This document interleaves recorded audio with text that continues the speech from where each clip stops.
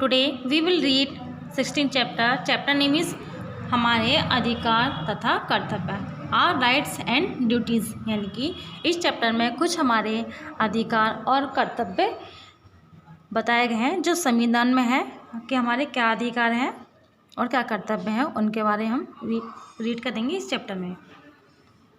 स्वतंत्रता के बाद एक नए संविधान का गठन हुआ और भारत की अपनी सरकार थी। भारतीय संविधान का गठन 26 नवंबर सन 1949 को संवैधानिक सभा में हुआ तथा ये 26 जनवरी 1950 को लागू हुआ। यानी कि 26 नवंबर 1949 को संविधान हमारा बनकर तैयार हुआ, लेकिन ये 26 जनवरी 1950 को ये लागू हुआ था हमारा संविधान। भारतीय संविधान विश्व में लिखा गया सबसे बड़ा संविधान है। इसमें 395 धाराएं, 12 अनुसूचियाँ तथा 83 संशोधन हैं। ये भारत का जो संविधान है वो सबसे बड़ा और लिखित संविधान है। संविधान भूमि का वह सबसे बड़ा देश का कानून है। अंग्रेजी भाषा के अलावा इसका हिंदी अनुवाद भी है। सरकार द्वारा बनाया गया प्रत्येक कानून संविधान के अंतर्गत होना चाहिए। हम अपने देश के संविधान के लागू होने की खुशी में प्रतिवर्ष 26 जनवरी को गणतंत्र दिवस मनाते हैं।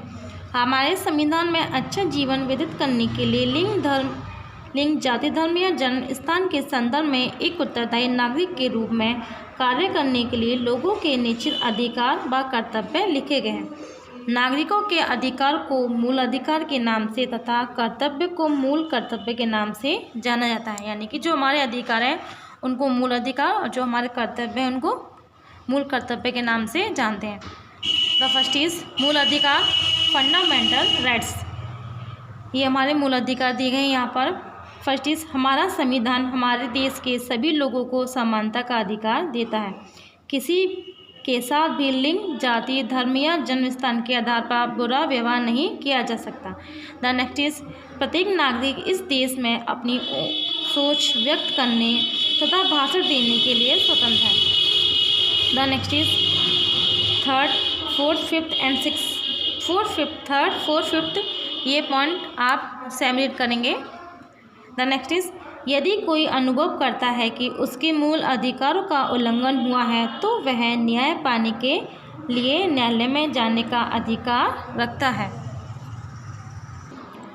इस बात का ध्यान रखना चाहिए कि संकट के समय मूल अधिकार स्थायी रूप से या कुछ सीमा तक सीमित किए जा सकते हैं। द नेक्स्ट इज मूल कर्तव्य, फंडामेंटल ड्यूटीज़। अभी हमने जो रीड किए थे वो हमारे अधिकार थे, ये हमारे मूल कर्तव्य हैं। जब लोगों को ये अधिकार दिए जाते हैं तो उनसे एक आदर्श नागरिक के रूप में कुछ कर्तव्य का निभाने की उम्मीद की जा सकती है। यानी कि जो अभी हमने अधिकार पढ़े थे, जब ये नागरिक को अधिकार दिए जा सकते हैं तो उनसे कुछ कर्तव्य को निभाने की उम्मीद की जा सकती है। हम उन्हीं मूल कर्तव्य के बारे में रीड करेंगे। मूल कर्तव्य निम्नलिखित हैं। फर्स्ट इज राष्ट्रीय ध्वज तथा राष्ट्रीय गान का आदर करें। द नेक्स्ट इज संविधान का पालन करें तथा देश के कानून का पालन करें। द नेक्स्ट इज हमारी विरासत तथा संस्कृति को सुरक्षित रखें। द नेक्स्ट इज सामाजिक बुराइयों जैसे दहेज प्रथा तथा जुआ खेलना आदि का त्याग करें।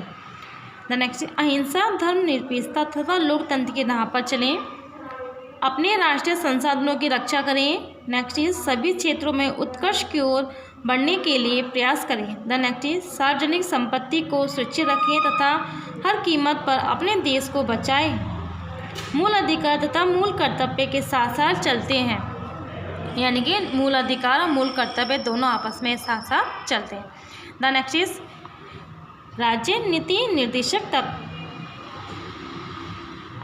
Directive principles of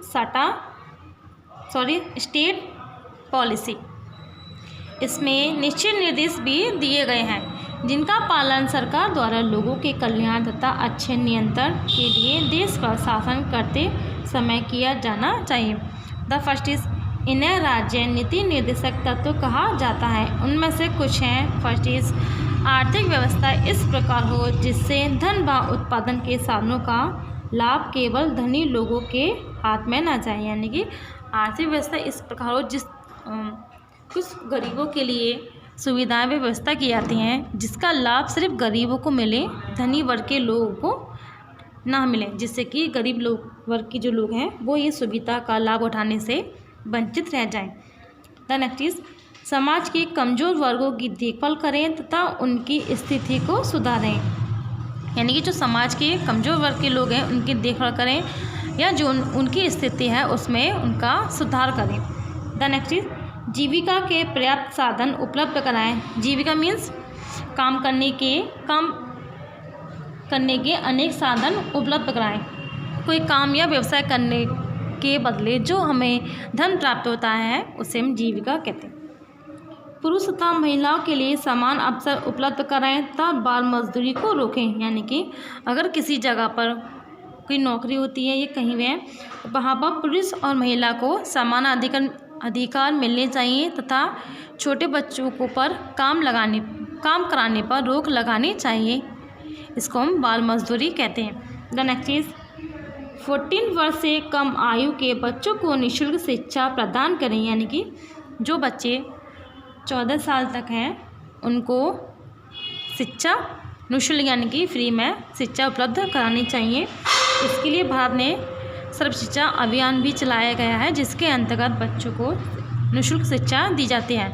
chapter is finish. I hope you all are understand this chapter and thank you.